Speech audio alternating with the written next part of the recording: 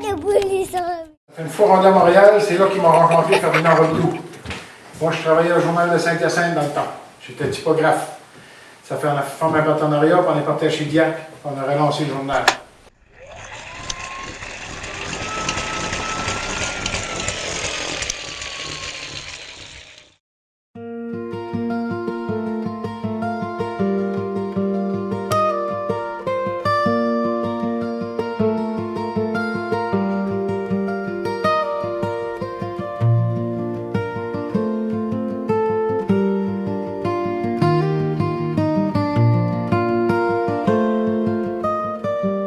Une île-village, une traverse du temps, est une résidence en recherche et création.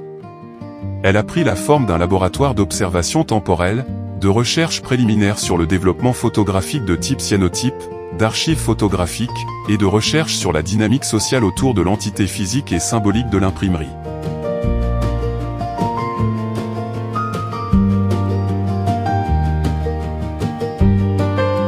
La sérigraphie, qui vient du latin sericum, qui signifie la soie, et du grec graphin, qui lui désigne l'écriture, est une technique d'imprimerie utilisant des pochoirs. À l'origine, les sérigraphes utilisaient des écrans de soie à usage unique pour imprimer. Cette technique d'impression est née en Chine durant la dynastie Song 9, entre 60 à 1279.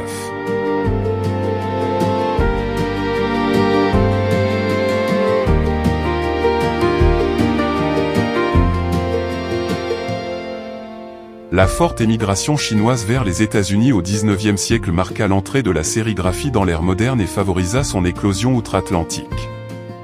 L'engouement fut immédiat et la technique se modernisa, sous l'impulsion d'une industrie américaine très performante.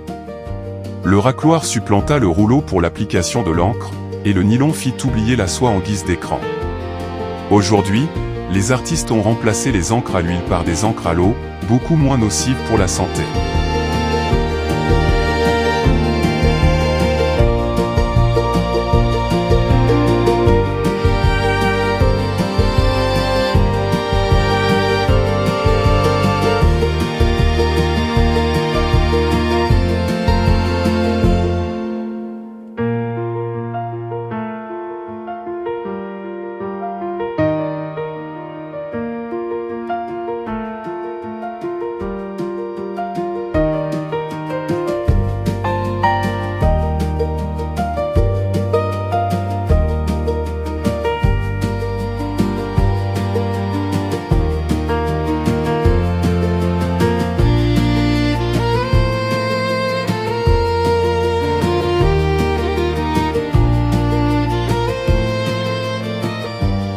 L'utilisation du cyanotype parut le médium par excellence de représentation visuelle pour cette résidence, afin de tenter d'unifier les temporalités, et ainsi, les faire fondre les unes dans les autres.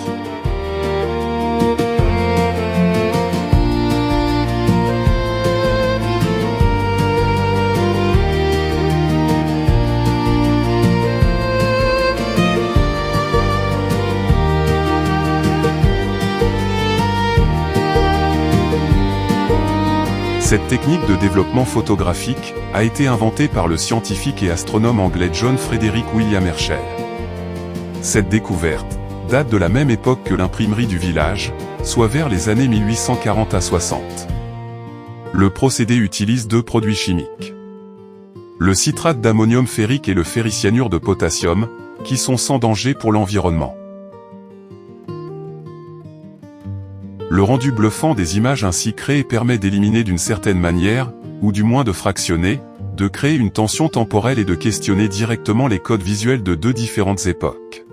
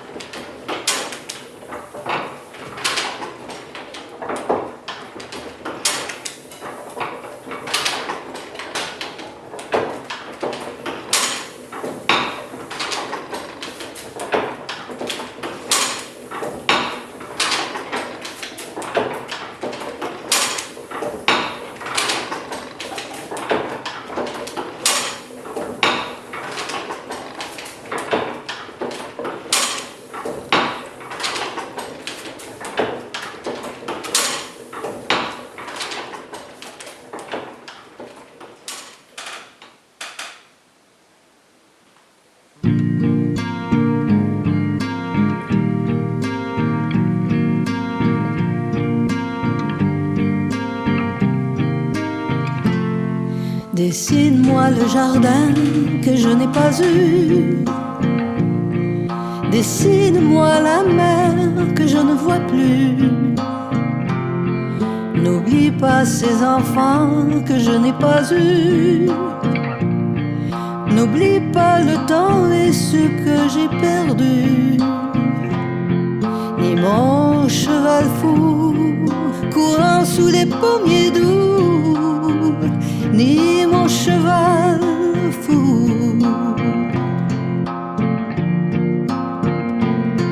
Dessine mon enfance tout au bord de l'eau. Dessine mes réveils au chant des oiseaux. N'oublie pas le grand-père dans la forêt. N'oublie surtout pas maman cueillant des bleuets. Ni moi liant et jouant dans les champs, rêvant dans les fleurs de mai. Dessine-moi les matins que j'ai perdus. Dessine-moi le clocher sous le ciel nu. N'oublie ni le vent ni les grandes marées. N'oublie surtout pas les refuges secrets, ni même le temps où l'on s'est tant aimé, où l'on s'est tant aimé. Ah, oui. Dessine-moi les rêves que j'ai oubliés.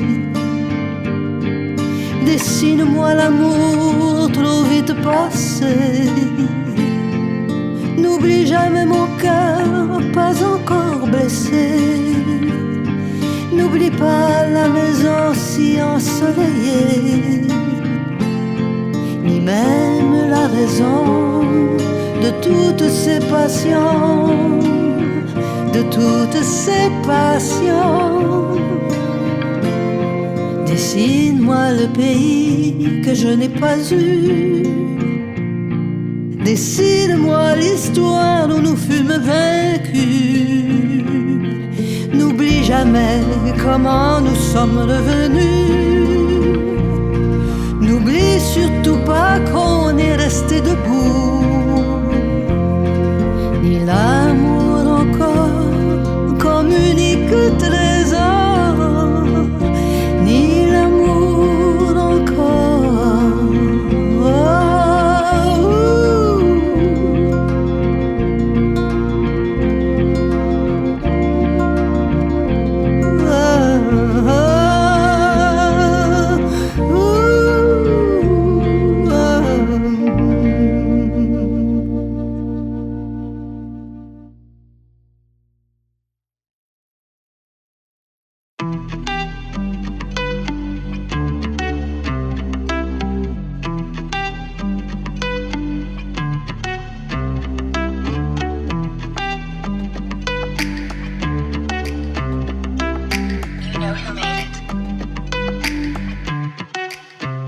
Depuis plus de 10 ans, les expérimentations de Picard sont centrées sur la soustraction comme ouverture dialectique. Il a représenté l'homme en le confrontant aux forces du temps, du mouvement et de la matière. Il a réduit l'identité du sujet cobaye en un simple code bidimensionnel. Il a voulu dépasser l'œuvre peinte en la soustrayant à travers des médiums numériques pour finalement devenir témoin de son propre processus de création grâce à la sérigraphie. Maintenant, de s'être incarné dans cette temporalité, sur ce territoire, et d'avoir utilisé l'imprimerie du village acadien comme point d'ancrage pour ses investigations, lui a permis de pousser plus loin sa démarche soustractive en transcendant sa position de témoin, par l'immersion, à travers la notion de réalité temporelle.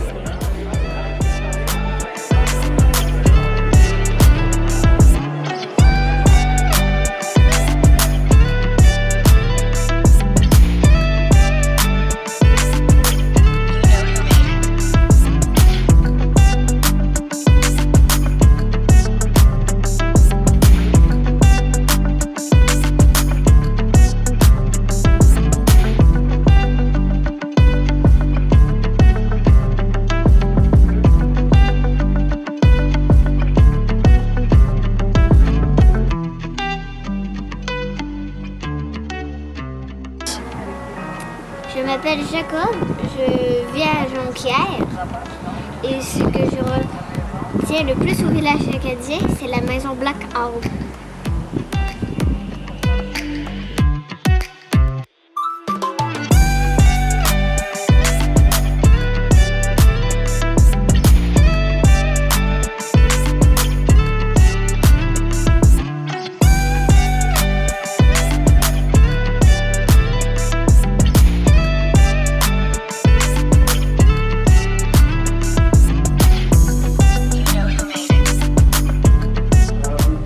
Là, je ne sais pas si je vais avoir la suite pour venir ici, mais je remercie le CAC. J'ai appliqué il y a 2 mois, et on n'a toujours pas la réponse. Donc, je la remercie à le site, peut-être que je vais aller dans